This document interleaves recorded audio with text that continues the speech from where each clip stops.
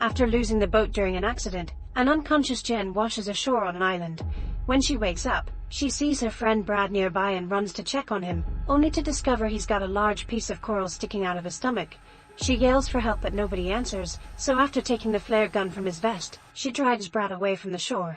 She removes the coral to then cover the wound with some fabric, yet Brad's only response is asking, "Did you see it?"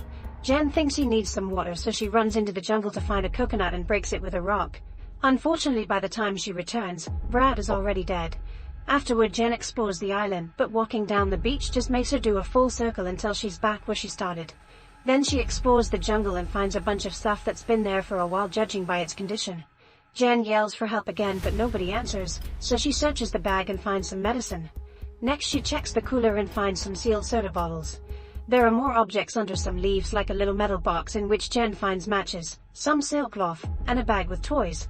Suddenly Jen hears a weird noise and goes looking for the source. It's coming from a hollow tree, and when she looks inside, she's startled by a bird flying out. Then Jen covers Brad's body with some big leaves.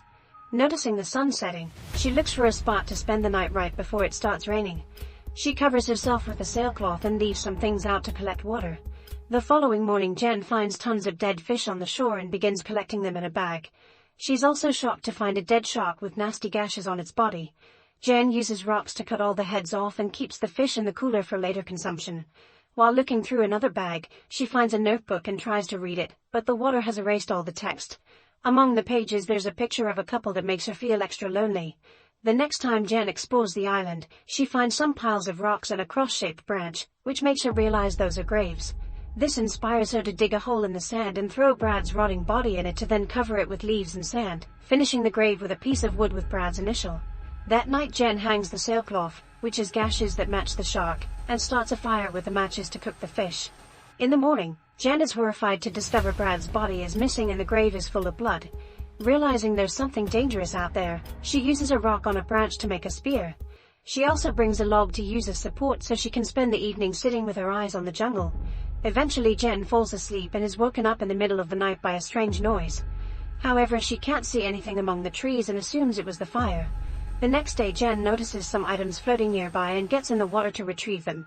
Before swimming back, she dives to check if there's anything else, and she's shocked to see a mysterious hole in the ocean's floor. She doesn't dare to go closer and returns to the shore with her new things. Inside a suitcase she finds a bunch of clothes and changes into something warmer. That night Jen checks the box again and discovers pictures of the dead owners. Suddenly she hears a plane fly by, so she immediately runs to the shore to shoot a flare, but unfortunately the plane doesn't see it. As the flare falls into the sea, it reveals the silhouette of a strange tall monster. A terrified Jen hurries back to grab her spear and runs to hide in the jungle. Soon the monster steps on the island and searches among the bushes, but it doesn't see Jen and leaves without attacking. The following morning Jen notices the monster made a mess out of her cap. When she picks up the old pictures, she discovers the monster's eyes in the background. Desperate to escape, Jen puts Brad's and her life vests inside the suitcase, then she takes it to the water. She intends to use it as a raft, but the suitcase isn't stable enough to support her weight and Jen throws it back on the sand with lots of frustration. Before the sun sets, Jen hides inside the hollow tree to sleep safely. Later in the middle of the night, she's woken up by the noises of the monster arriving to the island. It grabs her log to begin rolling it and pounding on it, so Jen has to concentrate not to make any noise and protect her head. After lots of shaking and growling, the monster gets bored and finally leaves. Days pass with Jen surviving during the day by fishing and during the night by hiding in a hole. After some practicing, she finally manages to kill a small shark with her spear. She hangs it on a tree before falling asleep in the hole, but she still hears the noise of the monster taking the shark away. Sometime later, the waves drop another body on the shore. When Jen checks on it, she discovers severe face wounds caused by the monster, not to mention it's missing the legs.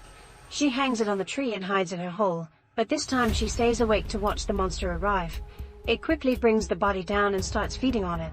At that moment Jen hears a plane fly by and gasps, but she can't come out because the monster is walking near her hole. When it fails to find her it goes back to the ocean, but unfortunately the plane is already gone. The next day Jen uses the sailcloth, some belts, and rope to make a hammock that she hangs high on the trees. Now she can have a better view of the area from above and stay out of the monster's reach. That night, Jen is comfortable in the hammock when she notices the monster walking among the bushes. Suddenly it starts pulling at the ropes to bring down the hammock, causing Jen to scream and struggle in the sailcloth until she falls off. She immediately starts running away as the monster chases her, jumping in and out of the water to move faster by swimming. Eventually it lands in front of her and a terrified Jen stabs it with her spear, only for the beast to throw her on the sand. Then it hits her again and she lands in the water, but before the beast can kill her, a sudden thunderclap scares it away. Jen decides to climb on a tree and sleep there under the rain, even if it's a very uncomfortable position. In the morning, Jen checks her leg and finds a nasty wound. While she washes and changes clothes, she sees a life raft floating nearby and immediately jumps in the water to reach it. There are two people inside, her boyfriend Lucas and Brad's girlfriend Mia. Jen helps them reach the shore and the couple reunites with a tight hug. Then Jen shares her fish and the sodas while trying to tell her friends about the monster, insisting they should use the raft to leave. She even shows them the picture and tells them about Brad's death. However, Lucas and Mia don't believe her. They think she's been seeing things and they refuse to get back on the raft because the isolation almost drove them mad. Afterward, Jen announces she'll get more food and borrows Lucas' Swiss knife. When she opens it to clean the fish, she notices blood on the blade and gets suspicious. She tries to convince her friends to leave again and an argument ensues that ends with Lucas yelling at her. Later, while Lucas and Mia are distracted, Jen gathers her things and puts them in the raft before pushing it to the ocean to escape. However, her friends see her and run to stop her.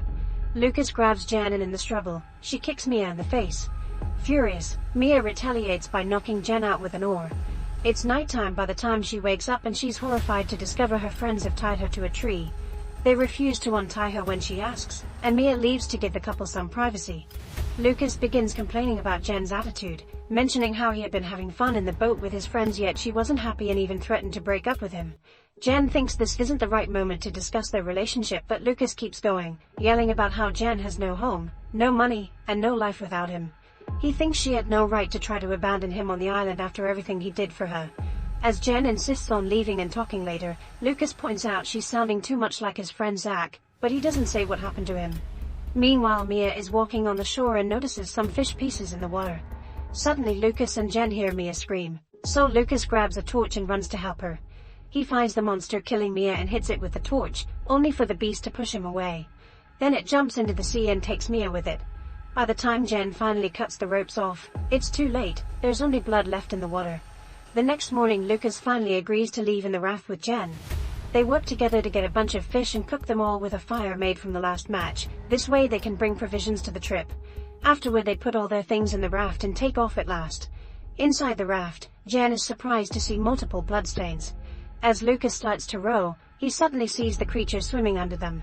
Its claws reach out to attack Lucas, who immediately hides inside the raft and Jen closes it up. However, the monster doesn't give up and starts scratching the bottom of the raft. After a few hits that make the whole structure shake, the monster punches a hole and pokes its head in. Jen immediately kicks it and Lucas starts shooting the flare gun. The first time he misses, but the second flare lands in the beast's mouth. The duo then uses the chance to push it back into the water with the spear. For a second they think they're safe, however the creature reaches through the raft base again and drags Jen underwater, intending to take her to his hole. While she struggles against its hold, Jen remembers Lucas' dagger and uses it to stab the beast, who lets go of her and swims away. At that moment it sees Lucas jumping in the water to rescue Jen and quickly swims towards him, grabbing him at the last second to then drag him into the hole. After yelling in grief, Jen swims back to the shore and notices the fire they supposedly put off still has a little spark left. Jen runs to work on rekindling it until proper flames appear again. Afterward she grabs the notebook and writes a letter explaining what's happening in case she dies and someone finds her. Jen has a plan in mind which includes making a bunch of spears, gathering wood and leaves, and digging holes in the sand. This causes her to find a skeleton, so she decides to use the bones for her plan as well. When night falls, the monster comes out of the water and starts wandering through the jungle, following the smell of fish.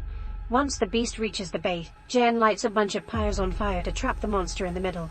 Then she surprises the creature with her spear, stabbing it once before running to hide behind a tree. The monster goes looking for her and Jen waits to have its back on her so she can stab it with a bone, only to quickly be knocked down. She doesn't give up and immediately stabs the monster again, so this time it hits her hard enough to send her flying. Noticing that the beast is bleeding and in pain, Jen decides to keep on fighting. She stabs it over and over again with any piece of bone she can find, sometimes getting hit in the process. The creature pushes Jen down on the sand and she stabs its arm to free herself. Then it grabs her legs and pulls her closer to pick her up by her face, ready to finish her. Jen takes out one last piece of bone and repeatedly stabs the wound she left earlier to force the monster to drop her.